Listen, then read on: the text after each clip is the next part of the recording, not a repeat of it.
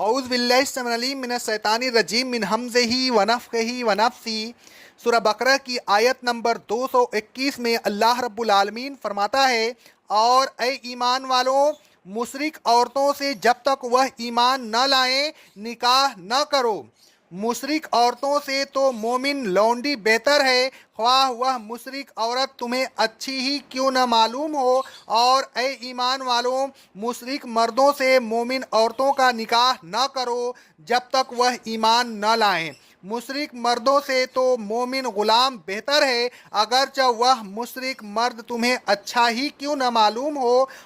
اور اے ایمان والوں، خبردار ہو جاؤ، مشرک تو لوگوں کو دوزخ کی طرف بلاتے ہیں، اور اللہ لوگوں کو اپنے حکم سے جنت اور مغفرت کی طرف بلاتا ہے، اور اپنے احکام کو وضاحت کے ساتھ بیان کر رہا ہے تاکہ لوگ نصیحت حاصل کریں اور مشرک کی صحبت میں رہ کر اپنی آخرت خراب نہ کریں۔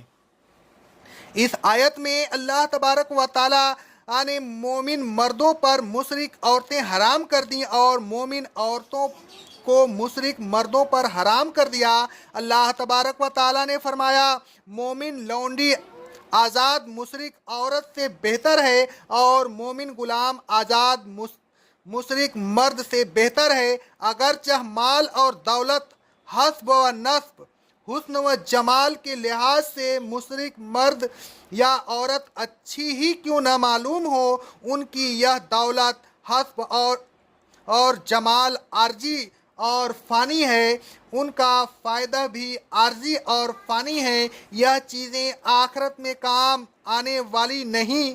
اللہ تبارک و تعالیٰ کے نزدیک یہ چیزیں باعث عزت نہیں، عزت تو ایمان سے حاصل ہوتی ہے۔ اللہ تبارک و تعالیٰ فرماتا ہے سورہ المنافقون کی آیت نمبر 8 میں، عزت تو اللہ کے لیے ہے، اس کے رسول کے لیے ہے اور مومنین کے لیے ہے۔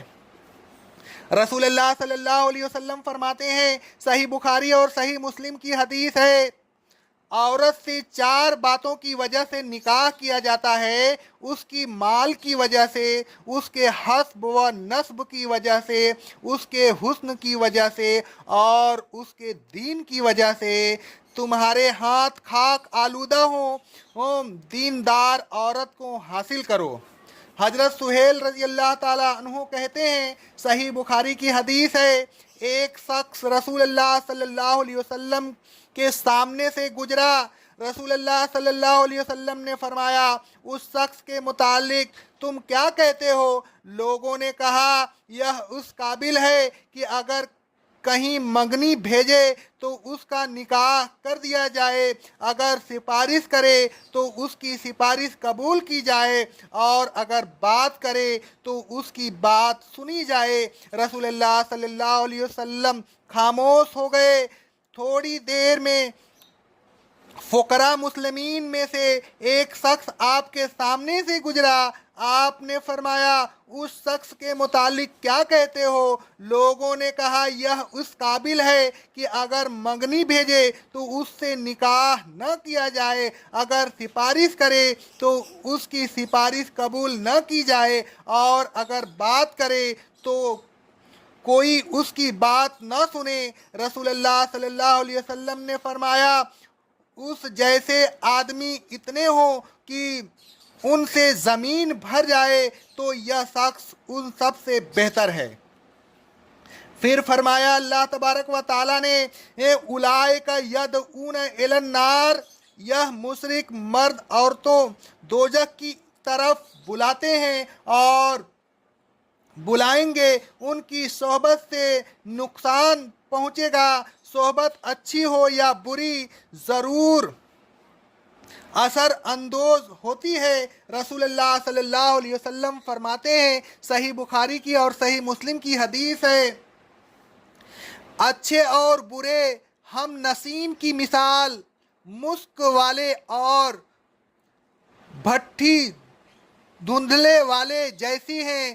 مشک والا یا تو خود تمہیں کچھ مشک پیش کرے گا، یا تم اس سے مشک خریدو گے، یا تمہیں خوشبو آئے گی، غرض یہ کہ حال میں کچھ نہ کچھ فائدہ ضرور ہوگا، اور بھٹی دھدکنے والا یا تو تمہارے کپڑے جلا دے گا یا تمہیں بدبو آئے گی، یعنی ہر حال میں تمہیں کچھ نہ کچھ نقصان پہنچے گا۔ الغرض مرد یا عورت سے نکاح کرنے میں نقصان یقینی ہے، ان کے مشرکانہ عقائد اور اعمال کا کچھ نہ کچھ اثر ضرور ہوگا، جس کے نتیجہ میں سوائے دوزخ کے اور کیا ملے گا۔ دوزخ سے بچنے کے لیے ضروری ہے کہ اللہ تبارک و تعالیٰ کے مقرر کردہ ضوابط کی تعمیل کی جائے۔ واللہ یدعو الی الجنت والمغفرت باذنہ، اللہ تبارک و تعالیٰ جنت اور مغفرت کی طرف بلا رہا ہے، اس کی پکار پر لبیک کہا جائے، اس کے حکم کی تعمیل کی جائے، میں شرک سے کلیتاً بیزاری کا اظہار کیا جائے، وَيُبَيِّنُ آیاتِ لِلنَّاسِ لَعَلَّهُمْ يَتَذَكَّرُونَ۔ اللہ تبارک و تعالیٰ نے تو اپنے احکام وضاحت کے ساتھ بیان کر دیے ہیں، ان میں کوئی پیچیدگی نہیں رکھی۔ اب یہ ہمارا فرض ہے کہ ہم نصیحت حاصل کریں، ان احکام پر عمل کر کے جنت اور مغفرت کے مستحق بنیں اور اس کی رحمت کے امیدوار رہیں۔ اے لوگو، اللہ تبارک و تعالیٰ سے ڈرتے رہیے، اس کی جنت اور مغفرت کی طرف سبقت کیجیے، اس کے احکام پر عمل کر کے رحمت کے مستحق بنیے۔